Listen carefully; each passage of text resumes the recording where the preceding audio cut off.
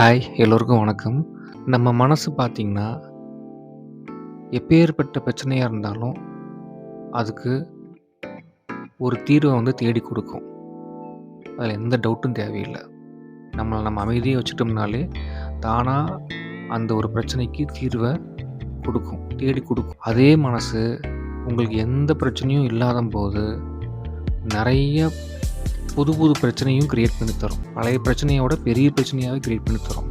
இப்ப அந்த மாரி டைமு நம்ம அத உடனே ஸ்கிப் பண்ணிடணும்.